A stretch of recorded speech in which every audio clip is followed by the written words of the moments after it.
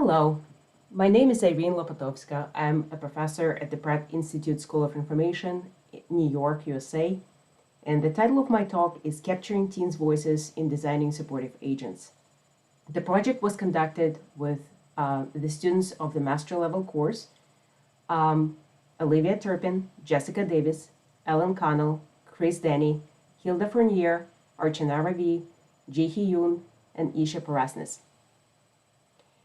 In the fall of 2021, we invited 20 teenagers to talk to us about emotional issues they experience and also discuss with each other, and conversational support they offer to each other and prefer to receive. Why did we do that? Well, teen needs support. Adolescence is a difficult transitional period from childhood to adulthood, characterized by intense physical, physiological, and social changes. Due to these changes, adolescents often experience heightened emotional difficulties, depression, loneliness, and anxieties. Significant stressors in the lives of adolescents include major life changes, such as moving, or events that cause chronic forms of stress, such as being victims of bullying, as well as day-to-day stressors of academic and social pressures, self-esteem and body image issues, conflict with family and friends, changes to the body, and great transitions. During this period, social interactions and support from peers is critical for adolescent development and well-being, and has been shown to have mitigating effects on emotional distress. However, such peer support is not always available. For example, think about our recent pandemic experiences and social distancing practices as the context when peer support is limited or altered. Technology plays an increasingly important role in supporting social interactions and the mental health of teens. Studies related to the use of conversational agents as supportive tools have shown promise in improving cognitive and emotional issues, self-esteem, and adaptive coping strategies. However, we don't always know how to help teens. Adults and tech industry rarely involve children or adolescents in design, not just testing. So we decided to add a little bit of teens' voice in the design process and invited teens to talk to us. We designed 4 participatory design sessions, 2 for younger and 2 for older teens, to facilitate natural teen conversations about their emotional problems with the aim of informing the content of the conversational agent for teen well-being. The focus groups were designed to include the following segments.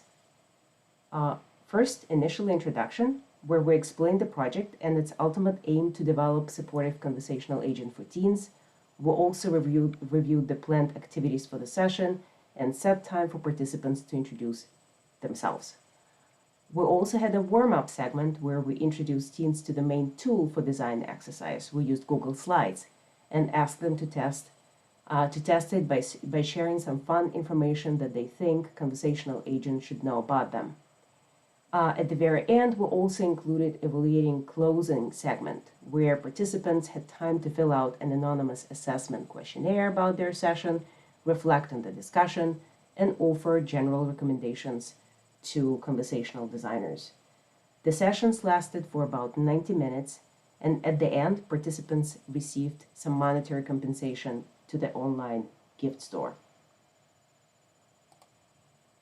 The main segment focused on the design of the game. That was our main participatory design activity. In this game, we asked participants to both seek and offer support for problems they've experienced or currently are experiencing and don't mind discussing in a group setting. In this role-playing game, one participant would play the person in need of support by writing their problem on a sticky note in the slide to begin the conversation. The person who initiated the conversation was referred to as me.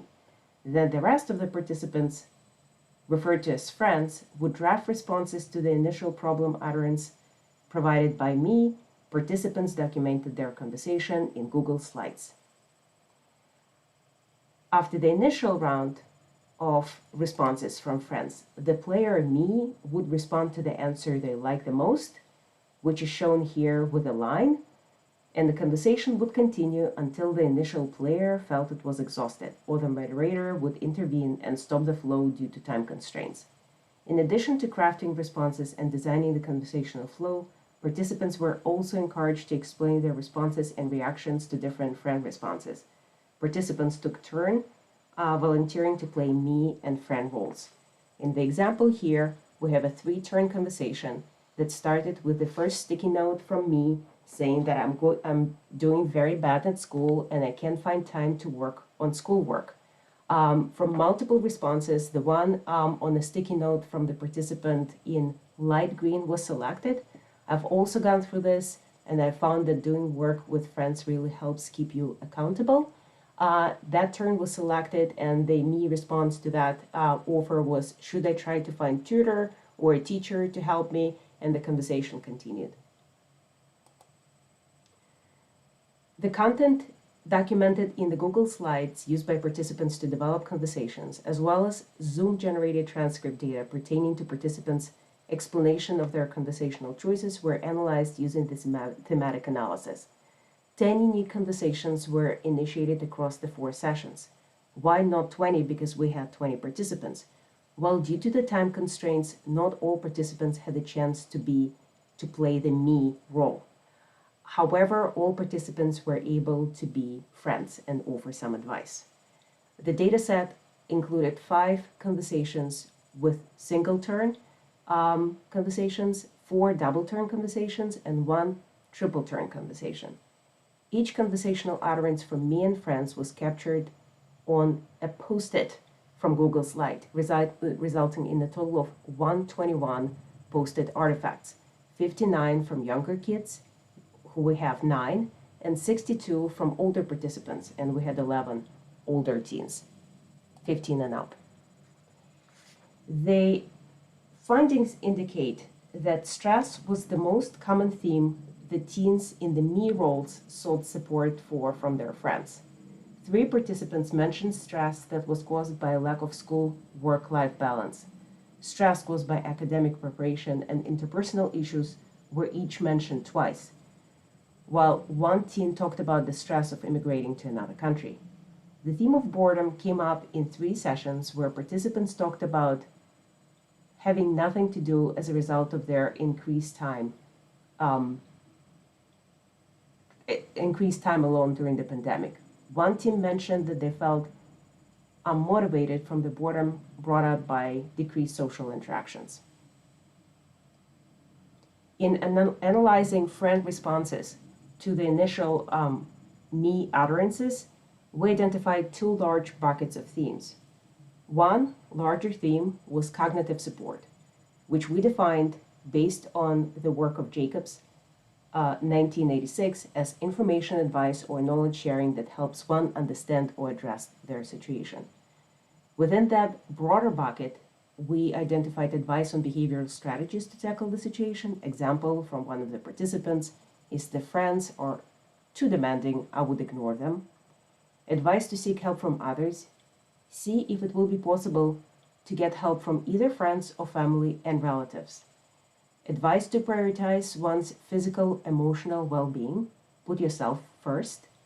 Advice on alternative ways of thinking, feeling to reframe the situation. Example, think about the good times you've had where you are now. Emotional bucket primarily included offers of validation. For example, I have felt the same way before, or offer of care and companionship. Want to talk about it? We defined emotional support as support that offers comfort and nurturance, that leads one to feel respected, admired, and cared for. When people in me position had the chance to select their preferred friend responses, they had slight preference on the responses that emphasized cognitive support over the emotional support. And some of the justification provided include that cognitive response is most helpful because it's a lot easier for me to do something to figure out a certain situation if they tell me something that I didn't think about, but I understand it.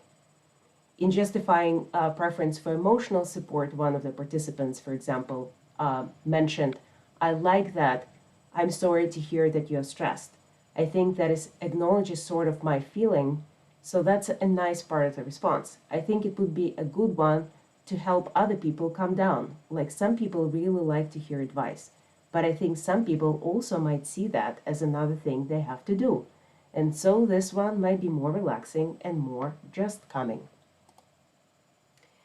We do not have time to go into all of the discussion of linking our findings to the prior literature and research, but we do want to finish our presentation with some of the recommendations that we would like to share with the design community based on our findings. We think that it might be worthwhile to explore conversational solutions around teens' everyday stressors. We already have some evidence to support individuals with chronic forms of stress, like that of post-traumatic stress disorder, by providing evidence-based intervention, delivery, and supporting self-care management care via conversational agents.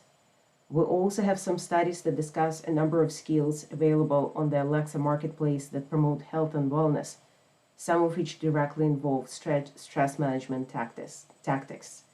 The stress caused by school, work, relationship with peers, and family members was commonly mentioned as a problem by our participants.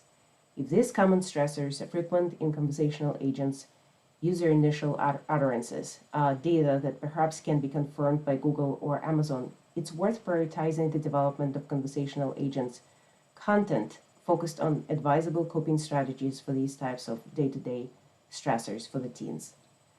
We would advise to explore conversational agent responses that are centered around both cognitive support and emotional support. Some advice with the cognitive solutions could be context-specific and therefore hard to pre-program. For example, advice to change behavior or strategy in response to a particular event or interpersonal relationship challenge. Offers of in-person companionship or a virtual companionship, since it would necessitate support for multi-turn conversation, might currently also be hard for a conversational agent to support. However, a large number of supportive responses from our participants could be used by a conversational agent. For example, it would be relatively safe and easy to advise teens to seek help from their problems from peers, family, and authority figures. It would also be easy and safe to advise teens to prioritize their well-being or provide alternative ways of thinking about the problem. An offer of emotional support is also easy to program and is already being currently frequently used by conversational agents. For example, the utterance of "I'm feeling stressed" produces an emotional supportive response from the Google Assistant. "You might have a lot on your mind. How can I help?" While emotional support is important and might be easy to pre-program into the agents, it was less prevalent in the responses given and preferred to by the teens in our study.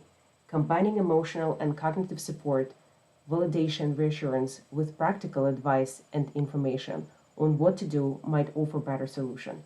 Research examining applications of the warmth and competence dimensions based on the stereotype content model by Fisk, 2007, to the conversational agent domain highlights the merits of combining both compassionate and practical advice in conversational agent responses.